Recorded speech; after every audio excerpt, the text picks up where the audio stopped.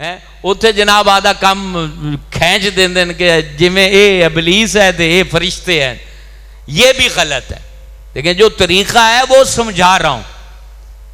یعنی جو جلوس نکال رہا ہے تو وہ اپنے لیے نکال رہا ہے نا، نبی پاک کی محبت میں نکال رہا ہے، اس کا عقیدہ ہے، تو وہ آرام سے تمیز سے نعرے لگاتے جائیں، درود پڑھتے جائیں، لیکن کسی کے اوپر حجت بازی یا ٹیک بازی نہیں ہونی چاہیے. کیونکہ نبی کا نام محبت کے لیے ہے، حجت کے لیے یا کسی کو تنگ کرنے کے لیے نبی کا نام نہیں ہے. آپ اپنے طریقے میں، اگر کوئی اور دوست اس طریقے کو فالو نہیں کرتا، وہ کوئی اور طریقہ صدقہ خیرات کر لیں، لوگوں کو کھانا کھلا دیں.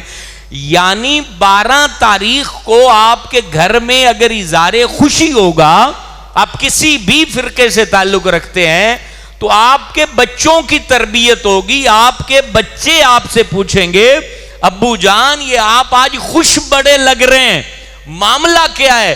تو آپ ان کو بتاؤ گے میرا بیٹا آج کے دن ہمارے آخری نبی حضرت محمد پیدا ہوئے ہیں، تیرا باپ اس لیے خوشی منا رہا ہے. میاں اپنے بچوں کو بتاتے نہیں ہو 1800 فلان سن کو علامہ اقبال پیدا ہوا ہے، فلان سن کو قائد اعظم پیدا ہوا ہے، فلان سن کو وہ پیدا ہوا ہے، تو یہ پیدا ہوا ہے، سارا بتاتے ہو نا. تو اس سے کہیں زیادہ ہمیں بتانا ہے کہ 12 تاریخ کو ہمارے پیارے نبی پیدا ہوئے. اگرچہ اس میں ڈیٹ میں بعض لوگ محققین کا اختلاف بھی ہے، کسی نے کہا 9 ربیع الاول، کسی نے کہا 7 ربیع الاول، لیکن 12 ربیع الاول کے اوپر اکثر محققین کا اتفاق ہے کہ حضور پاک پیدا بھی 12 ربیع الاول کو ہوئے ہیں اور دنیا چھوڑ کے بھی 12 ربیع الاول کو اللہ کے حضور گئے ہیں.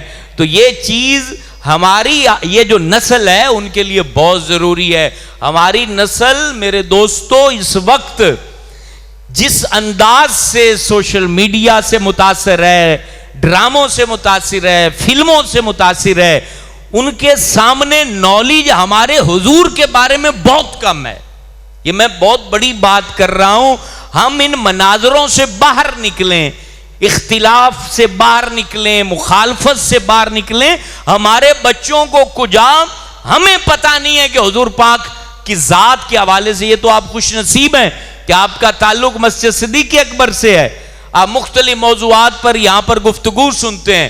ورنہ آپ چلے جائیں 12 تقریروں کی ایک چھوٹی سی 150 صفحوں کی کتاب آتی ہے، پورے 12 مہینے خطیب صاحب اسی کے اندر گھومتے رہتے ہیں، اور جناب 20 منٹ پہلے اس کو نظر ماری اور سال بس جمعے پڑھانے ہیں، پھر تو نظر مارنے کی ضرورت نہیں ہے، وہ تقریر یاد ہے، دن کیڑا ہے. اور حضرت صاحب بس پتہ ہونا چاہیے شوال دا مہینہ ہے، دوسرا جمعہ ہے، ساری جو تقریر ہے وہ 20 منٹ کی دماغ میں ہے، اس نے وہ سنا دینی ہے. قوم بھی بس ٹھیک ہے، وہ قوم بھی آخر میں آتی ہے، یعنی جب دوسری اذان ہو تو لوگ آتے ہیں. تو یہاں تو باقاعدہ حضور کی سیرت پر جمعے پڑھائے گئے ہیں، پورا سال صحابہ پہ جمعے پڑھائے جا رہے ہیں، اور اس کو بھی سال اور 6 ماہ سے زیادہ عرصہ ہو گیا ہے. تو ہمارے ہاں حضور کے بارے میں نالج دینے کی ضرورت ہے، لڑنے کی ضرورت نہیں ہے. آپ جتنے بیٹھے ہو سمجھدار بیٹھے ہو، کیونکہ آپ دکاندار بھی ہو، زمیندار بھی ہو، مختلف اپنے شعبہ جات کے لوگ بیٹھے ہو. مجھے صرف یہ 2 حرفی بات آپ کے سامنے رکھ رہا ہوں کہ 2 بندے ہیں، ایک نے 12 ربیع الاول کو روزہ رکھ لیا کہ حضور آئے ہیں تو میں روزہ رکھ رہا ہوں، مجھے خوشی ہے اللہ پاک کا، میں شکر ادا کر رہا ہوں. اب ایک بندے نے کیا کیا، اس نے 2-4 لائٹیں لگا لیں کہ یار حضور پاک آئے ہیں تو بڑی خوشی ہے کہ حضور پاک آئے ہیں. مجھے بتائیں دونوں ہی ٹھیک ہیں؟ اب یہ دونوں لڑ رہے ہیں کہ کیوں تم نے کیوں ایسا کیا اور تم نے ایسا کیوں کیا، حالانکہ کام دونوں ٹھیک کر رہے ہیں. تو لڑنے کی کیا ضرورت ہے؟ کیوں کہ فرقوں کے مولویوں نے سمجھا دیا ہے تم نے اس کو کھینچ کے رکھنا ہے، اس نے تمہیں کھینچ کے رکھنا ہے، لڑائی جھگڑے میں ایک دوسرے کو ذلیل کر رہے ہیں. تو ربیع الاول حضور پاک کی آمد اور حضور پاک کے اوپر وحی اترنے کا مہینہ ہے، اور دونوں خوشیاں ہیں، اور دونوں آپ سیلیبریٹ کریں لیکن شریعت کے دائرے میں رہ کر. مطلب کسی کو تنگ نہیں کرنا، اور آپ اگر اس طریقے سے سیلیبریٹ نہیں کرتے تو آپ نے اٹیک نہیں کرنا. تم ایسا کیوں کر رہے ہو؟ اٹیک کی کیا ضرورت ہے بھائی؟ ٹھیک ہے وہ خوشی کر رہا ہے نا، ہاں غلط کام کرے تو اس کو روک دو، مقصد یہ ہے کہ ہم نے میوزک نہیں چلانا جلوس میں، یہ ذہن میں رہے، گانا چلا دینا، میوزک چلا دینا. اور اسی طریقے سے جو میری مائیں بہنیں سن رہی ہیں وہ بھی جلوس والے دن مردوں کے اندر نہ جائیں، کیونکہ اگر مرد بڑی تعداد میں جلوس میں جا رہے ہیں تو عورت کا کام نہیں بنتا کہ وہ ان کے پاس چلی جائیں یا ان کو ہار ڈالنے چلی جائیں یا ان کے اوپر پتیاں پھینکنے چلی جائیں. عورت کا مرد کے ساتھ کسی طریقے کا اس طریقے کا نہیں معاملہ ہونا چاہیے. اب یہ انداز ہے، ہم انداز کیوں نہیں قوم کو بتاتے؟ سلیقہ، میچورٹی، سنجیدگی. اب دیکھیں خوشی منانے کا سنجیدہ طریقہ، آپ نے 3-4 لڑیاں لائے، وہ آپ نے اپنے دروازے پہ لٹکا دیں، ایک چھوٹی سی جھنڈی لی وہ آپ نے اوپر لگا دی، اور 12 تاریخ کو اچھے صاف ستھرے کپڑے پہنے، خوشبو لگائی، باہر تھوڑا سا چلے پھرے، نماز فجر پڑھی، لوگوں کو مبارکباد دی. یہ بہترین طریقہ ہے. اب اس کے اندر کسی طرح کا کوئی غلغبٹہ نہیں ہے.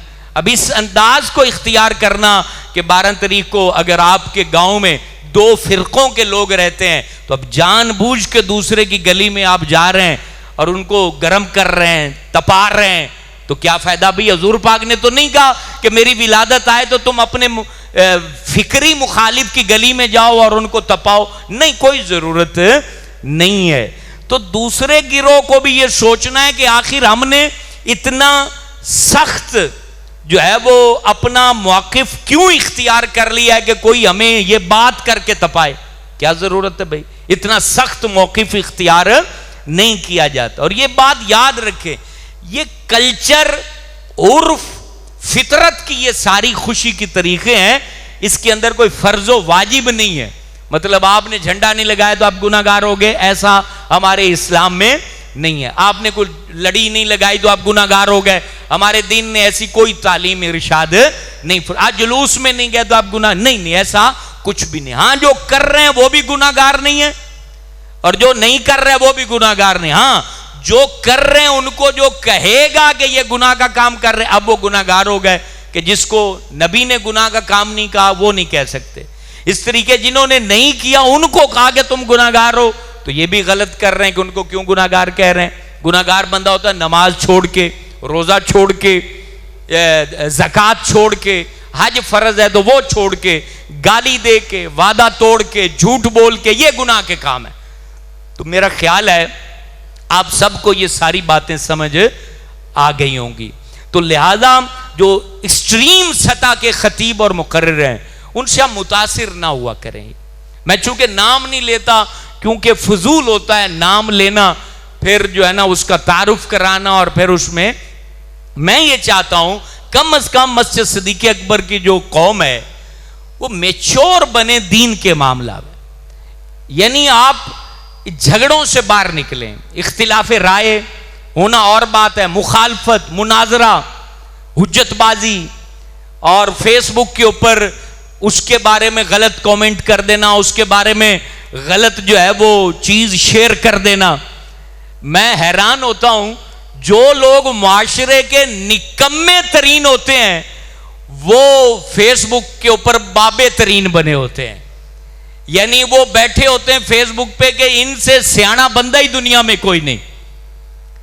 تو کسی بھی فرقے کے متعلق، کسی بھی شخصیت کے متعلق کوئی ضرورت نہیں ہے کہ آپ اس کے اوپر مغز ماری کریں. ہاں آپ کو اللہ نے توفیق دی ہے تو ڈائریکٹ اس بندے تک پہنچے اور اس کو کہیں کہ آپ کی یہ غلطی ہے، اس کو آپ درست کریں. ورنہ اصلاح کی بات، اچھی بات، میچور بات، سنجیدہ بات یہ اپنے معاشرے میں دیکھیں. آپ فیس بک یوز کرتے ہیں، اس میں کم از کم 3-4 ہزار آپ کے دوست ہیں. آپ جو ڈالو گے 3-4 ہزار تک وہ پیغام پہنچ جائے گا. تو اچھی بات کیوں نہیں ڈالتے؟ بری بات کیوں ڈالتے ہو؟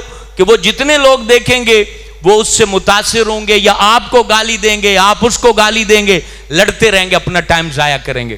تو ربیع الاول ہے، ربیع الاول میں مختلف فرقے، مختلف سوچیں، مختلف فکریں یہ پیدا ہو جاتی ہیں اور معاشرے کے اندر وہ چیزیں پھیلتی ہیں. تو میں نے آپ کو وہ ساری باتیں بالترتیب آپ کے سامنے اس لیے بیان کر دی ہیں.